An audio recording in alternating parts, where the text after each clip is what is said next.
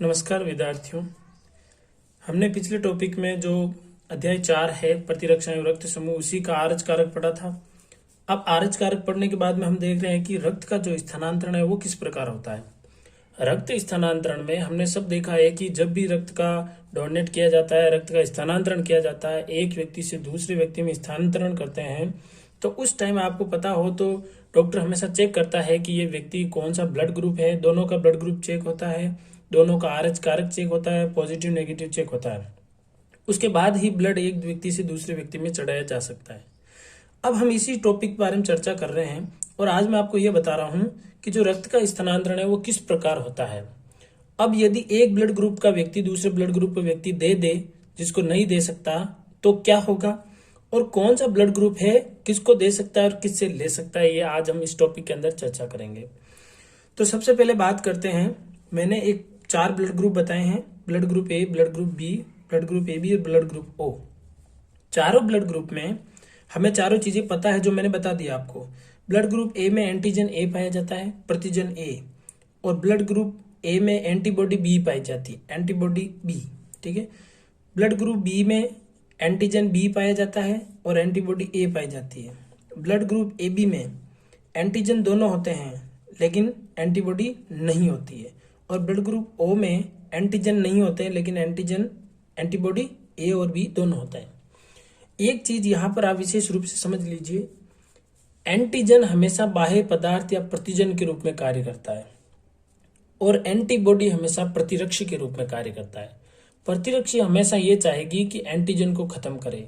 तो यदि कोई प्रतिरक्षी प्रतिजन को बाहरी समझ लेती है या कोई अपने शरीर का नहीं दूसरे शरीर का समझती है तो उस पर आक्रमण करेगी। ये इसका मेन जो समझने का तरीका है, वो मूल बात यही है कि आपको ये ध्यान रखना है कि एंटीबॉडी हमेशा विरोध करेगी यदि प्रतिजन खुद का नहीं बाहर का हो। तो इस आधार पर अपन आराम से पता कर सकते हैं कौन किसको ब्लड दे सकता है। सबसे पहले अपन बात करते हैं, क्या ए बी को ब्लड दे सकता है। तो ध्यान से देखिएगा कि इसके अंदर एंटीजन ए है, इसके अंदर एंटीजन ए है, तो ये एंटीबॉडी जब ए व्यक्ति बी को ब्लड देगा तो यहां पर इसके अंदर एंटीबॉडी ए है, यानी ये जो एंटीजन है इस एंटीजन का ये एंटीबॉडी विरोध करेगी। क्यों? क्योंकि ये एंटीजन हमारे शरीर का नहीं है, ये तो दूसरे के शरीर का है, तो ये एंटीबॉडी विरोध करेगी। इसका मतलब ये ब्लड नहीं दे सकता, यानी blood group A blood group B को ब्लड नहीं दे सकता। अब उल्टा चेक करें कि भाई बी ए को दे सकता है या नहीं। तो बी ए को दे सकता है कि नहीं ये चेक करें। तो ध्यान से देखिएगा, इसके अंदर एंटीजन बी है, इसके अंदर एंटीबॉडी बी है, तो इस एंटीबॉडी बी का ये एंटीजन बी का एंटीबॉडी बी जो है प्रतिरक्षी, यहां पर चलो हिंदी में ही बात कर लेते हैं, प्रतिजन बी जो है, प्रतिजन बी का प्रतिरक्षी बी जो है विरोध करेगी, यानी ये ब्लड ग्रुप भी इसको नहीं दे सकता, ए बी को नहीं दे सकता, बी ए को नहीं दे सकता। अब बात करें कि ब्लड ग्रुप ए जो है वो ए बी को दे सकता है या नहीं। ब्लड ग्रुप ए में प्रतिजन ए है और ब्लड ग्रुप ए बी में प्रतिरक्षी नहीं है, यानी प्रतिरक्षी नहीं है तो इसके अंदर जो ब्लड देगा तो वो ब्लड देगा तो उसका जो प्रतिजन शरीर के अंदर आएगा उसका विरोध नहीं करेगा। यानी ए बी ब्लड ग्रुप के अंदर प्रतिरक्षी नहीं है तो इस प्रतिजन का विरोध नहीं करेंगी। इसका मतलब ब्लड ग्रुप ए जो है ए बी को ब्लड दे सकता है। दूसरी बात करें, ब्लड ग्रुप ए जो है वो ओ को दे सकता है या नहीं। चलो ओ को दे सकता है या नहीं चेक करते हैं। यदि ब्लड ग्रुप ए जो है वो ओ को ब्लड देता है तो देखिए ब्लड ग्रुप ओ में प्रतिरक्षी ए और प्रतिरक्षी बी दोनों बैठे हैं और यहाँ पर इसके अंदर प्रतिजन ए है, तो इस प्रतिजन का ये प्रतिरक्षी क्या करेंगी, विरोध करेंगी, तो ये इसको ब्लड नहीं दे सकता। अब बात करते हैं बी के बारे में। बी ब्लड ग्रुप जो है वो किस किस को दे सकता है। बी जो है ए को नहीं दे सकता, ये बात क्लियर हो गई। अब बी जो है वो ए बी को दे सकता है क्या। देखो बी जो है वो ए बी को दे सकता है क्या, चेक करते हैं। क्योंकि ए बी ब्लड ग्रुप के अंदर प्रतिरक्षी नहीं है तो इस प्रतिजन जो बी है इसका विरोध नहीं करेगा, और नहीं करेगा तो ये इसको ब्लड दे सकता है। यानी बी जो है वो ए बी को दे सकता है, ए है वो भी ए बी को दे सकता है। अब बी ब्लड ग्रुप जो है ओ को दे सकता है यानी चेक करते हैं। तो जब ओ की बात करेंगे तो इसके अंदर प्रतिजन ए और बी दोनों बैठे हैं, प्रतिरक्षी ए और बी दोनों बैठे हैं और यहाँ प्रतिजन बी है तो ये विरोध करेंगे, यानी ये ब्लड ग्रुप इसको नहीं दे सकता। अब बात करते हैं ओ की। ओ ब्लड ग्रुप के अंदर प्रतिजन है ही नहीं। दिमाग से सोचना थोड़ा, जब प्रतिजन ही नहीं है तो किसी के भी ब्लड में डाल दो, कोई भी प्रकार का विरोध नहीं करेगा। क्यों? क्योंकि इसके अंदर प्रतिजन नहीं है। प्रतिरक्षी हमेशा किसका विरोध करती है? प्रतिजन का विरोध करती है। और इसके अंदर प्रतिजन है ही नहीं, तो इसका मतलब ये इसको ब्लड दे सकता है, बी को भी दे सकता है, ए बी को भी दे सकता है और ए को भी ब्लड दे सकता है। अब यहां से कुछ बात निकल के आई अपने सामने। क्या निकल के आई? कि यहां पर हमने ये चीज देख ली कि जो ब्लड ग्रुप रक्त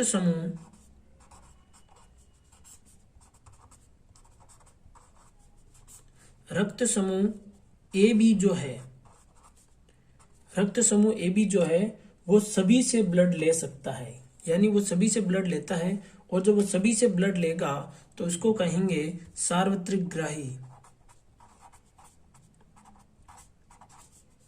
सार्वत्रिक ग्राही। और दूसरी बात करूं मैं, रक्त समूह ओ जो है, रक्त समूह ओ, अब ओ जो है वो सभी को ब्लड दे सकता है, इसलिए इसे कहा जाएगा सार्वत्रिक दाता।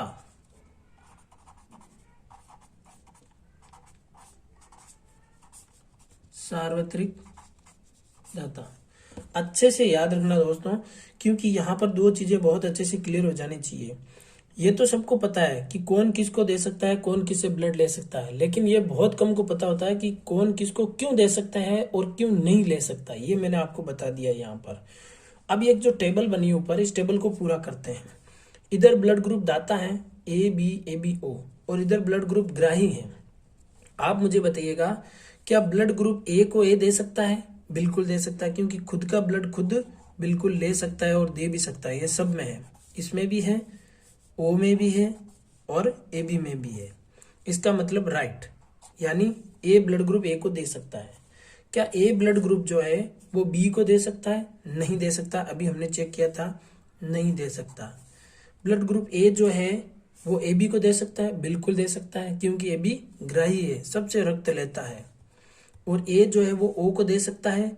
ओ को नहीं दे सकता। क्यों? क्योंकि ओ के अंदर दोनों प्रतिरक्षी बैठे हैं, ए और बी। दोनों प्रतिरक्षी इस प्रतिजन का क्या करेंगे? विरोध करेंगे। फिर बात करते हैं blood group B. Blood group B जो है वो ए को दे सकता है? नहीं दे सकता, क्योंकि बी के अंदर है प्रतिजन बी और इसके अंदर है प्रतिरक्षी बी, तो ये प्रतिजन का प्रतिरक्षी विरोध करेगी, नहीं दे सकता। अब ब्लड ग्रुप बी जो है वो क्या बी को दे सकता है? बिल्कुल, स्वयं को स्वयं दे सकता है।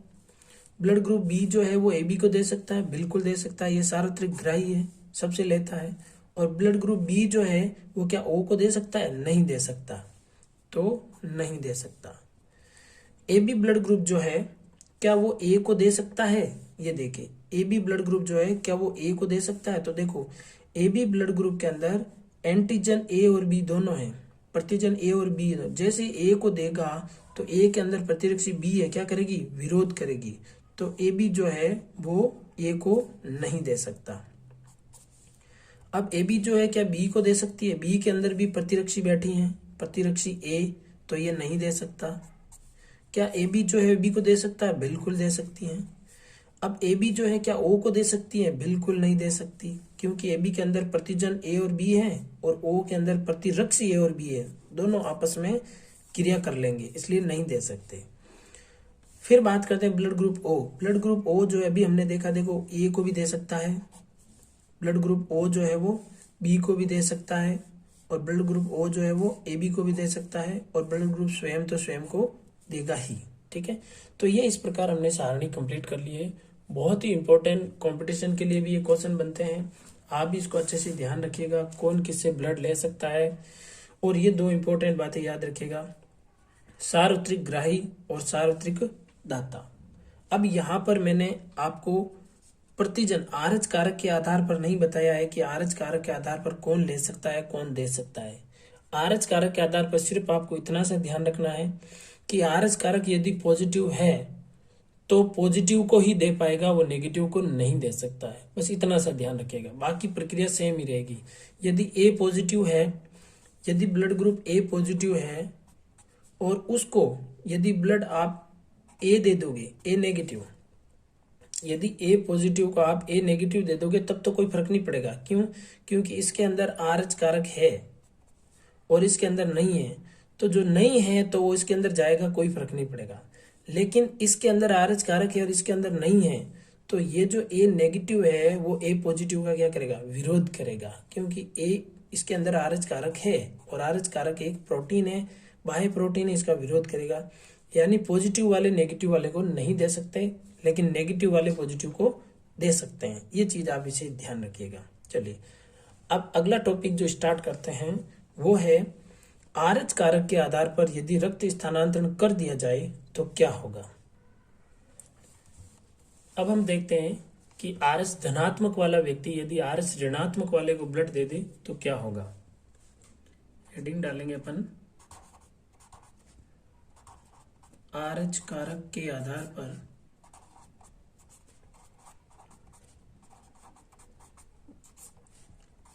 पर रक्त स्थानांतरण।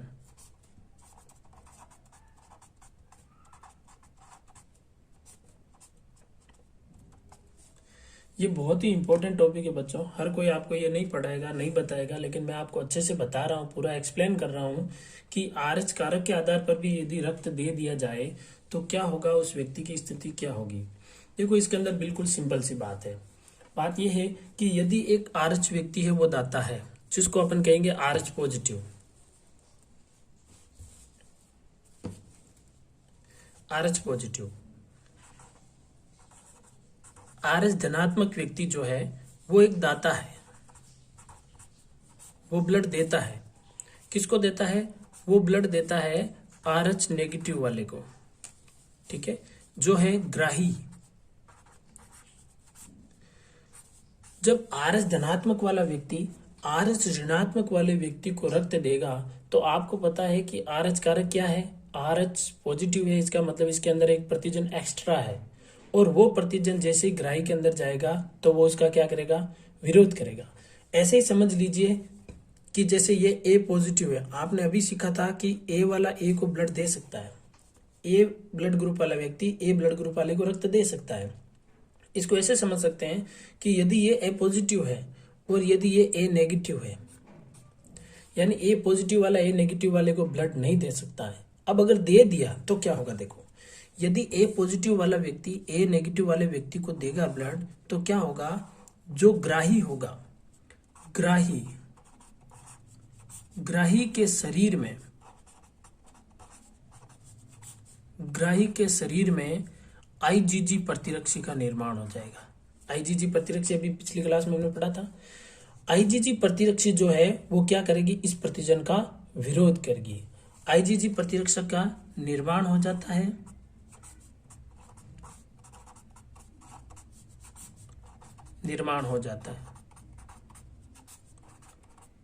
ध्यान से समझना दोस्तों। जैसे ही आईजीजी प्रतिरक्षी का निर्माण हो जाएगा तो आपको पता है प्रतिरक्षी का क्या काम होता है। प्रतिरक्षी का काम होता है कि अपने रक्त के अंदर जितने भी प्रतिजन आए हैं उन प्रतिजन को समाप्त करना, और ये प्रतिजन जो है हमारी रक्त की आरबीसी से क्रिया कर लेते हैं। तो यह प्रतिरक्षी क्या करेगी?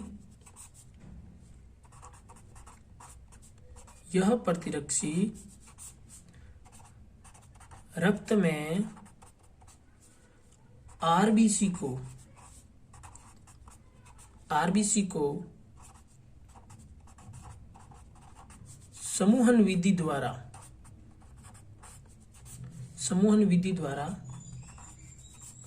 नष्ट करने लगेगी।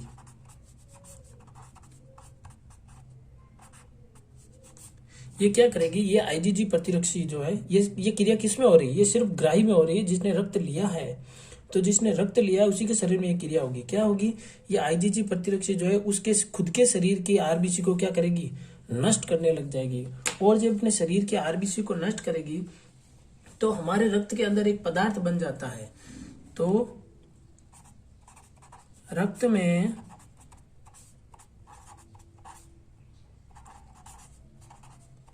बिलीरुबिन नामक हानिकारक पदार्थ बन जाता है, हानिकारक पदार्थ बन जाता है। अब ये जो बिलीरुबिन पदार्थ है ये इतना हानिकारक होता है कि शरीर के बहुत महत्वपूर्ण भाग जैसे यकृत है, लिवर है, जो मस्तिष्क है, मस्तिष्क, यकृत, वृक्क को असफल कर देता है। अब आप सोचो जरा कि ये बिलीरुबिन जो है पूरे शरीर में फैल जाएगा और मस्तिष्क, लिवर, यकृत इन सबको अगर ये असफल कर देगा, इनकी कार्य प्रणाली रुक जाएगी, तो व्यक्ति की क्या होगी? मौत हो जाएगी। तो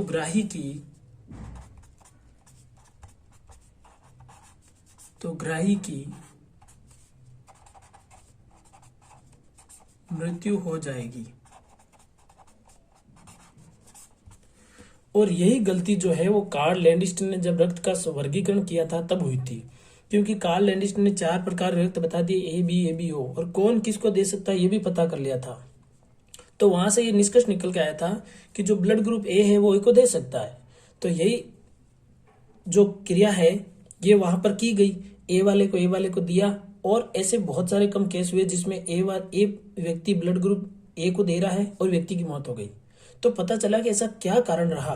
तब पता चला कि ए पॉजिटिव जो था, ए ब्लड ग्रुप था, पहले वाला जो दाता था, उसके अंदर एक एक्स्ट्रा प्रतिजन था जिसका नाम था आरएच प्रतिजन, और उनको पता नहीं था। और इस आरएच प्रतिजन का विरोध किसने कर लिया?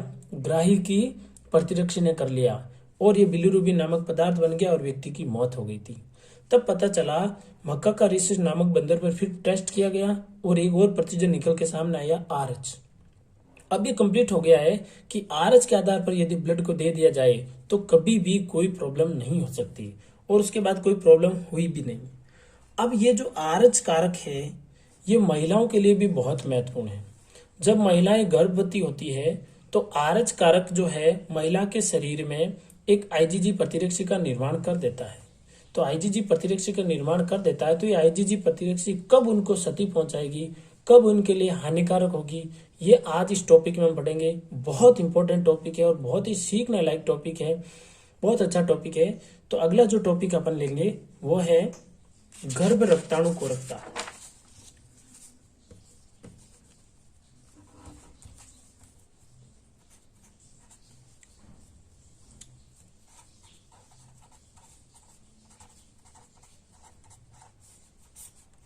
गर्भ रक्ताणु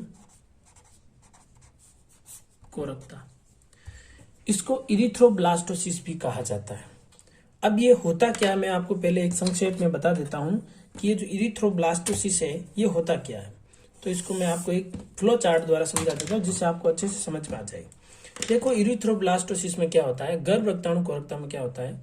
मान के चलिए कि कोई दंपति है और दंपति में जो पति है वो आरएच पॉजिटिव है, पति जो है वो आरएच पॉजिटिव है और पुरुष आरएच पॉजिटिव है, और जो स्त्री है वो आरएच नेगेटिव है। स्त्री जो है वो आरएच नेगेटिव है। अब ध्यान से देखना कि यदि पुरुष आरएच पॉजिटिव है और स्त्री आरएच नेगेटिव है तो इनसे जो प्रथम संतान उत्पन्न होगी वो जरूरी नहीं है कि आरएच नेगेटिव हो या पॉजिटिव हो। हम ऐसा मान के चल लेते हैं, एक हम ऐसा केस ले लेते हैं कि प्रथम संतान है वो आरएच पॉजिटिव है। हम ऐसा मान के चल लेते हैं कि प्रथम संतान जो उत्पन्न होगी इनसे वो आरएच पॉजिटिव होगी। तो जरा दिमाग लगाना कि जब प्रथम संतान जो है वो संतान माँ के गर्भाशय में होगी, जब वो संतान माँ के गर्भाशय में होगी तो उसका रक्त और माँ का रक्त आपस में मिलेगा। वो एक नली होती है जिसको कहा जाता है प्लेसेंटा, है ना। तो आंवल, जिसको आंवल के द्वारा स्त्री का रक्त और संतान का रक्त आपस में मिलेगा, और जब इनका रक्त आपस में मिलेगा तो शिशु का रक्त जो है वो माँ के रक्त में जाएगा। तो आपने अभी पढ़ा था थोड़ी देर पहले कि जब RH पॉजिटिव वाला ब्लड जो है वो नेगेटिव में जाएगा, तो ये जो RH पॉजिटिव RH कारक है, इसका विरोध करने के लिए इसके अंदर किसका निर्माण हो जाएगा? IgG प्रतिरक्षी का निर्माण हो जाएगा। अब जब IgG प्रतिरक्षी का निर्माण हो जाएगा तो वो तुरंत प्रथम संतान पर प्रभाव नहीं डालती, यानी ये IgG प्रतिरक्षी है जो प्रथम संतान पर तुरंत प्रभाव नहीं डालती है। लेकिन जैसे ही द्वितीय प्रसव या द्वितीय संतान फिर RH पॉजिटिव हुई, यदि द्वितीय संतान जो होगी वापस उनका गर्भ ठहरेगा, जो गर्भ ठहरेगा तो द्वितीय संतान यदि फिर RH पॉजिटिव हुई, तो RH पॉजिटिव होते ही जो माँ के अंदर IgG प्रतिरक्षी बनी हुई है, वो IgG प्रतिरक्षी इस संतान की जो रक्त है उस पर क्या कर देगी? RBC पर आक्रमण कर देगी। और ये जब आक्रमण कर देगी तो शिशु की जो RBC है, शिशु की RBC नष्ट होने लगती है, क्योंकि ये ब्लड के माँ के ब्लड के अंदर IgG प्रतिरक्षी बनी हुई है, और ये IgG प्रतिरक्षी है वो क्या करेगी? शिशु की RBC पर रक्त के अंदर जाकर उसको नष्ट करना शुरू कर देगी, क्योंकि माँ का ब्लड जो है वो शिशु के ब्लड में जाता है। और जब शिशु की RBC नष्ट हो जाएगी तो शिशु की क्या हो जाएगी? मृत्यु हो जाएगी। शिशु की मृत्यु हो जाएगी। तो फिर क्या कर सकते हैं? देखो, ये केस बहुत कम होते हैं, लेकिन होते हैं, वहां पर इससे बचाव के तरीके भी हैं। पुरुष RH पॉजिटिव हो, महिला RH नेगेटिव हो, तो प्रथम संतान RH पॉजिटिव हो, ये एक माना है हमने। जरूरी नहीं RH पॉजिटिव हो, नेगेटिव भी हो सकती है। हमने ऐसा मान के चला है कि यदि RH पॉजिटिव हुई तो माँ के ब्लड के अंदर IgG प्रतिरक्षी बन जाएगी, तो प्रथम संतान जो उत्पन्न होगी उस पर कोई प्रभाव नहीं पड़ेगा। प्रथम संतान पर कोई प्रभाव नहीं, यानी अप्रभाव, कोई प्रभाव नहीं पड़ेगा। लेकिन यदि द्वितीय संतान जो फिर RH पॉजिटिव हो गई, तो RH पॉजिटिव होते ही जो IgG प्रतिरक्षी बनी हुई है ये शिशु के रक्त में जाकर RBC को नष्ट करने लगती है, और RBC नष्ट होने के कारण रक्त समूहन के कारण शिशु की मृत्यु हो जाती है। इसी रोग को कहा जाता है गर्भ रक्ताणु कोरकता। अब ऐसे केस में जब कोई महिला की डिलीवरी होती है तो उस समय महिला का रक्त का जांच होती है और शिशु के रक्त की भी जांच होती है। यदि डॉक्टर ये पाता है कि महिला जो है वो RH नेगेटिव है और शिशु जो है वो RH पॉजिटिव है, तो इस IgG प्रतिरक्षी को खत्म करने के लिए वो एक टीका लगाता है, एक इंजेक्शन लगाता है, जिससे ये जो बनी हुई प्रतिरक्षी है वो खत्म हो जाती है, और अगली संतान यदि फिर RH पॉजिटिव हुई तो उस पर कोई प्रभाव नहीं पड़ेगा। वो संतान बिल्कुल सुव्यवस्थित स्वस्थ रूप से जन्म ले सकती है। तो इसका ये जो उपचार भी है, अवेलेबल है इसका उपचार भी। तो ये गर्भ रक्ताणु कोरकता हमें एग्जाम की दृष्टि से क्या लिखना है, कैसे लिखना है, आइए इसके बारे में अब चर्चा करते हैं। देखिए विद्यार्थियों, गर्भावस्था के दौरान यदि माता RH नेगेटिव हो और शिशु जो है वो RH पॉजिटिव हो, बहुत ध्यान से देखना, माता जो है वो RH नेगेटिव है और शिशु जो है वो RH पॉजिटिव है, तो हो गई वही कंडीशन कि माता जो है वो RH नेगेटिव है और प्रथम शिशु जो है वो RH पॉजिटिव है। तो माता और शिशु का जो रक्त है वो आपस में मिल जाता है, जिससे माता में IgG, बहुत इंपॉर्टेंट है ये बात, ध्यान रखिएगा, माता के अंदर IgG प्रतिरक्षी का निर्माण हो जाता है। और आपको पता है कि ये जो IgG प्रतिरक्षी है इसका मुख्य कार्य होता है आंवल को पार करके भ्रूण में जाना। ठीक है, हमने पढ़ा था पिछली बार प्रतिरक्षों के कार्य और इनके प्रकार। तो IgG प्रतिरक्षी जो है ये माँ के रक्त के अंदर IgG प्रतिरक्षी का निर्माण हो जाता है। और यदि इस प्रतिरक्षी की बात करें तो ये प्रतिरक्षी प्रथम शिशु पर तो कोई प्रभाव नहीं डालती। प्रथम शिशु जो है बिल्कुल सामान्य जन्म लेता है, उस पर कोई प्रभाव नहीं डालती। लेकिन द्वितीय शिशु जो है यदि सेकंड बार गर्भ ठहरता है तो उस समय भी यदि शिशु RH पॉजिटिव हो तो ये प्रतिरक्षी क्या करेगी, माता में उपस्थित ये प्रतिरक्षी शिशु की आरबीसी को, आंवल को पार करके, प्लेसेंटा को पार करके शिशु की आरबीसी को नष्ट करने लगती है, जिससे गर्भ में ही शिशु की मृत्यु हो जाती है। मां के गर्भ में ही शिशु की मृत्यु हो जाती है। तो भाई इससे बचने का उपाय क्या है, इसे कैसे बचा जाए, इसको कैसे खत्म किया जाए? तो इसके लिए क्या करना चाहिए, प्रथम प्रसव, जैसे प्रथम शिशु जन्म लेता है तो उसके 24 घंटे के भीतर 24 घंटे के भीतर माता को एक टीका लगाया जाता है, एक इंजेक्शन लगाया जाता है, जिसको कहा जाता है प्रति आईजीजी, यानी एंटी आईजीजी, यानी आईजीजी को खत्म करने वाला होता है। ठीक है, आईजीजी जब खत्म हो जाएगी तो अगले शिशु पर प्रभाव नहीं डालेगी। तो प्रति आईजीजी प्रतिरक्षियों का टीका लगाया जाता है, जिससे रोगम प्रतिरक्षी कहते हैं। रोगम प्रतिरक्षी किसे कहेंगे, प्रति आईजीजी के टीके को रोगम प्रतिरक्षी कहते हैं। अब यहां से 1 नंबर का एक प्रश्न बनता है कि ये जो गर्भ रक्ताणु कोरकता है ये क्यों उत्पन्न होती है, इसका कारण क्या है? तो इसका जवाब आपको एक लाइन में देना है और जवाब है आरएच असंगतता। तो आज का जो ये टॉपिक था आपने अच्छे से पूरा पढ़ लिया है। गर्भ रक्ताणु कोरकता क्या होती है इसको आपने अच्छे से समझ लिया है, पूरा फ्लो चार्ट द्वारा समझ लिया है। ऐसे बच्चों आपको कोई नहीं समझाएगा, आपको इसको अच्छे से समझते हुए याद भी करना है। एग्जाम की दृष्टि से गर्भ रक्ताणु कोरकता इस पार्ट का बहुत ही प्रमुख पार्ट है, बहुत इंपॉर्टेंट भाग है, इसको भी आप अच्छे से याद कीजिएगा। अगला टॉपिक जो है वो हम ले रहे हैं रक्तदान।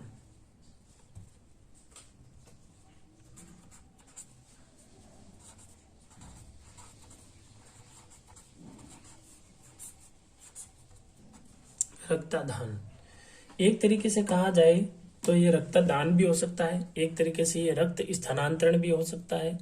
यानी हम जब किसी व्यक्ति का, आपने बहुत सारे रक्त स्थानांतरण के या रक्तदान के कैंप देखे होंगे, वहां पर आपने ऐसा नोटिस किया होगा कि एक व्यक्ति का पहले स्वास्थ्य परीक्षण होता है कि वो स्वस्थ है कि नहीं है, उसके बाद उसका ब्लड लिया जाता है, उसको थैली में इकट्ठा किया जाता है और उसके बाद में वो हॉस्पिटल में जो ब्लड बैंक होते हैं वहां उसको इकट्ठा करते हैं। तो वही प्रक्रिया अपन यहाँ पर देखेंगे कि किस प्रकार होता है। यहाँ पर एक लाइन आती है सबसे इंपॉर्टेंट कि जो सबसे पहले रक्तदान है वो सबसे पहले किसने करवाया था।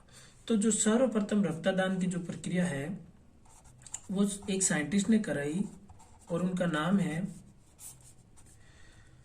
फ्रांस के वैज्ञानिक है, उनका नाम है Baptiste Denis, Jean Baptiste Denis, gene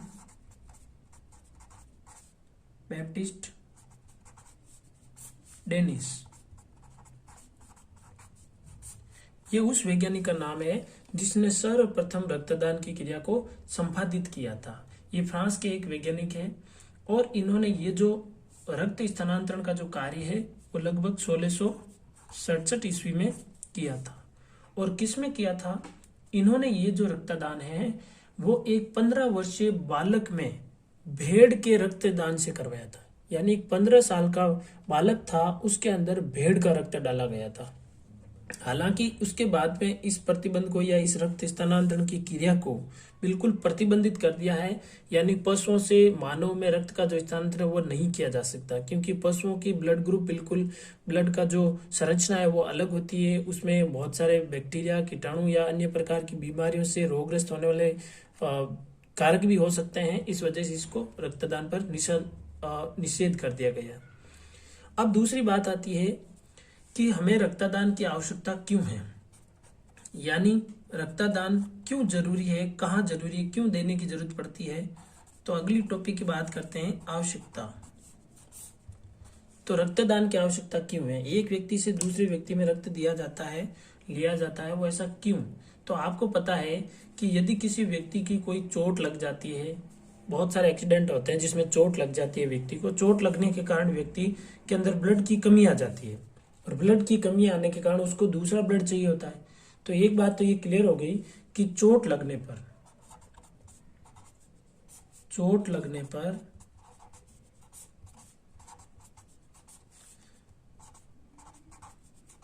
रक्त की कमी पूर्ति करने हेतु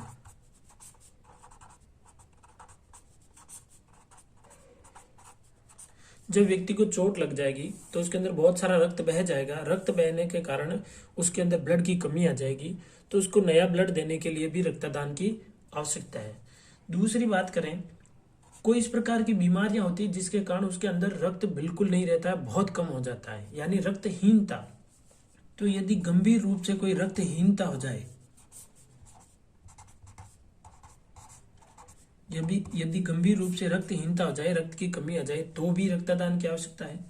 तीसरी बात, जब ऑपरेशन करते हैं तो चीर फाड़ करते वक्त बहुत सारा ब्लड वेस्टेज हो जाता है, ब्लड खराब होता है, तो उस टाइम भी ब्लड की कमी हो जाती है।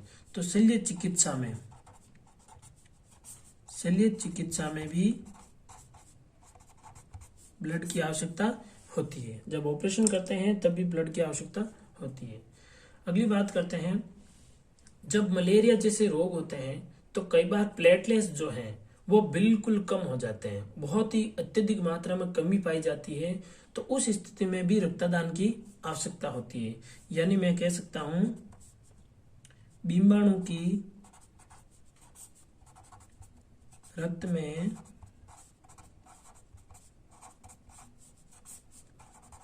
बीमाणु की कमी, यदि प्लेटलेट्स की कमी हो गई तो भी वहां रक्त स्थानांतरण आवश्यक हो जाता है। और एक रोग होता है हीमोफीलिया। जो हीमोफीलिया रोग होता है उसमें भी बार बार ब्लड की जरूरत पड़ती है, तो इसके लिए भी रक्तदान की आवश्यकता है, यानी उसको व्यक्ति को भी रक्त की जरूरत पड़ती है। इसके अलावा एक और बीमारी होती है जिसका नाम है दात्र कोशिका रक्ता।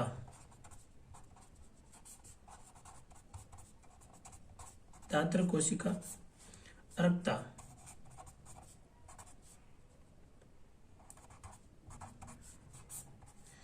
जिसको सिकल सेल एनीमिया भी कहा जाता है। तो इस बीमारी में भी रक्त की आवश्यकता पड़ती है। तो इस आधार पर हमने क्या क्या पढ़ा आवश्यकता क्यों है? चोट लगने पर रक्त स्राव की पूर्ति करने हेतु, गंभीर रक्तहीनता में, शल्य चिकित्सा में, बीमाणु की कमी में, हीमोफीलिया में, दात्र कोशिका में। अब हम अगला टॉपिक देखते हैं कि ये जो रक्त स्थानांतरण की प्रक्रिया है ये किस प्रकार संपादित होती है, यानी रक्त स्थानांतरण की प्रक्रिया। तो प्रक्रिया का जो प्रथम चरण होता है, प्रथम चरण में हम देखते हैं रक्त का संग्रहण।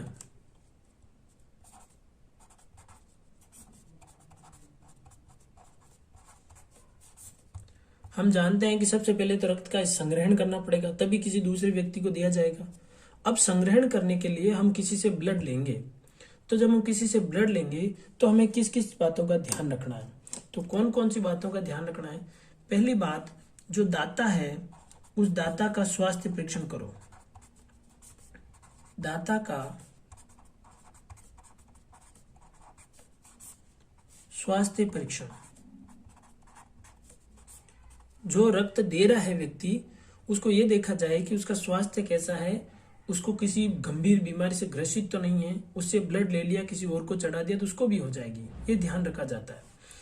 उसके बाद में स्वास्थ्य परीक्षण, यदि व्यक्ति स्वस्थ पाया जाता है तो उसका ब्लड लिया जाता है। ब्लड लेने के लिए थक्का रोधी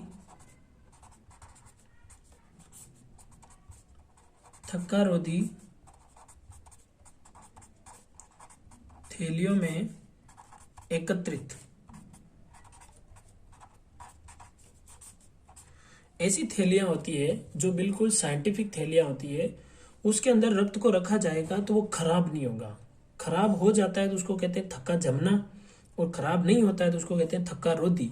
तो ऐसी थैलियां होती है जिनके अंदर हवा भी नहीं रहती है, क्योंकि हवा ब्लड से क्रिया करके ब्लड को खराब कर सकती है, तो उनको कहते हैं थक्का रोधी थैलियां। फिर जो ब्लड ले लिया है, थैलियों में इकट्ठा कर लिया, उसको क्या करते हैं? प्रशिक्षित भंडारण कर देते हैं, यानी उसको फ्रीजर कर देते हैं, फ्रीज में रख देते हैं। जो ब्लड बैंक होते हैं वहां का टेम्परेचर बहुत कम होता है, वहां पर इसको इकट्ठा कर लेते हैं।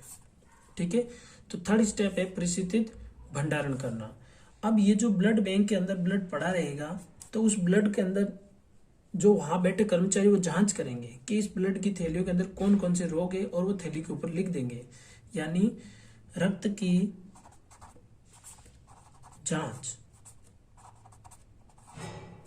की जांच करेंगे कि इनका ब्लड ग्रुप क्या है, इसके ब्लड ग्रुप के अंदर कौन सा है, पॉजिटिव है कि नेगेटिव है, और इनमें कौन कौन सी कारक जो है इस ब्लड के अंदर है, कौन से कारकों की कमी है, वो सारा बायोडाटा जो है उस थैली के साथ में अटैच कर देते हैं, जिससे जो भी ब्लड उस थैली को लेकर जाएगा उसको पता रहेगा डॉक्टर को कि इसके अंदर कौन कौन से कारक उपस्थित हैं। अगली जो प्रक्रिया हम लेते हैं, लास्ट जो पॉइंट है वो ये है, जो हमें सिर्फ ध्यान रखना है कि यदि जो कोई व्यक्ति ब्लड देता है, जो ब्लड दाता होता है, जो ब्लड देने के बाद कभी भी उसको रवाना नहीं करते हैं, थोड़ी देर के लिए वहां पर लेटा देते हैं जहां पर इसने ब्लड डोनेट किया है, वहां पर बैठे रखते हैं, उसको जूस वगैरह फल फ्रूट भी खिलाते हैं, ताकि उससे क्या होता है कि ब्लड अचानक कमी होने के कारण कई बार चक्कर भी आ जाते हैं और व्यक्ति गिर भी सकता है। तो इसलिए जो ब्लड दाता होता है उसको डॉक्टर की निगरानी में रखना चाहिए थोड़े दिन के लिए, कुछ घंटों के लिए, और उसके बाद में 2-3 दिन के अंदर जो ब्लड की कमी हुई थी, उसके जो ब्लड बाहर निकाला गया था, उसकी कमी की पूर्ति हो जाती है 2-3 दिन के अंदर। अगली बात करते हैं रक्त का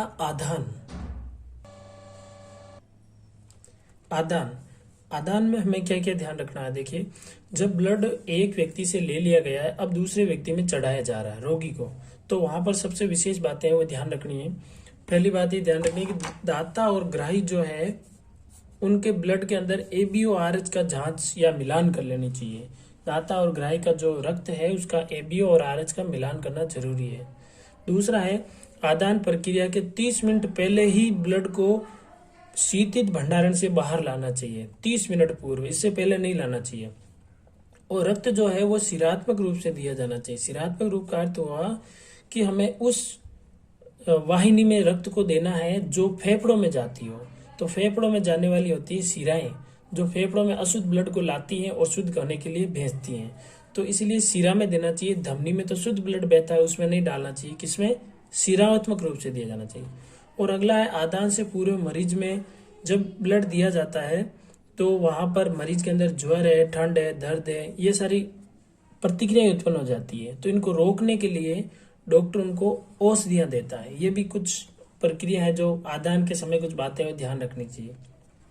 2 परिभाषाएं आ रही है यहाँ पे। एक होता है समझात आदान। समझात का मतलब होता है एक ही जाति। एक ही जाति का मतलब होता है अन्य व्यक्तियों के संग्रहित रक्त का उपयोग। हमें कहीं चोट लग जाती है, रक्त की कमी आ जाती है, तो डॉक्टर कहीं से भी अस्पताल के अंदर हमारे लिए ब्लड की व्यवस्था करता है और वो रक्त हमें चढ़ा दिया जाता है। समजीवी का मतलब होता है खुद का ब्लड। मान के चलिए कि हमने कुछ दिनों पहले ब्लड डोनेट किया है, रक्तदान किया है, और कुछ ही दिनों बाद हमें रक्त की आवश्यकता पड़ गई, तो वहां पर हमने जो रक्तदान दिया है वही रक्त वहां पर काम में लिया जाता है, यानी स्वयं का रक्त ही वापस काम में लेते हैं। इसको कहते हैं समजीवी आदान। अब अगला जो टॉपिक है वो है रक्तदान के दौरान सावधानियां। क्या क्या सावधानियां रखनी चाहिए? पहली बात, दाता और रोगी में ABO और RH की जांच करनी चाहिए, मिलान करना चाहिए। दूसरा है, दाता के रक्त की जांच करो कि दाता के रक्त के अंदर किसी भी प्रकार का कोई रोग तो नहीं है, कोई किसी प्रकार के अन्य बैक्टीरिया पदार्थ तो नहीं है। अगला है, रक्त को संदूषित होने से बचाना। ये सावधानी भी जरूरी है, रक्त को खराब होने से बचाना चाहिए। इसके लिए संतुलित, उसको प्रशिक्षित भंडारण में रखना चाहिए। अगला है, आदान चिकित्सक की उपस्थिति में। जो रक्तदान की क्रिया है वो चिकित्सक या डॉक्टर की देखरेख में होना चाहिए, बिना डॉक्टर के नहीं करना चाहिए। अब यदि इसमें असावधानियां हुई, ये सब चीजें में कोई भी प्रकार की असावधानी होती है, तो उसे कौन कौन से रोग हो सकते हैं? एक हो सकता है HIV first, human immuno virus, HIV 2, HTLV, human T lymphotropic virus, ठीक है, HTLV 1, HTLV 2, हिपेटाइटिस हो सकता है, हिपेटाइटिस B और हिपेटाइटिस C हो सकता है, जेकब रोग हो सकता है, क्रूएड्स फैल्स रोग भी हो सकता है। तो ये असावधानी से होने वाले रोगों का वर्णन है। ठीक है दोस्तों, आगे का जो काम है वो हम अगली क्लास में पढ़ेंगे। आज के लिए जय हिंद, जय भारत।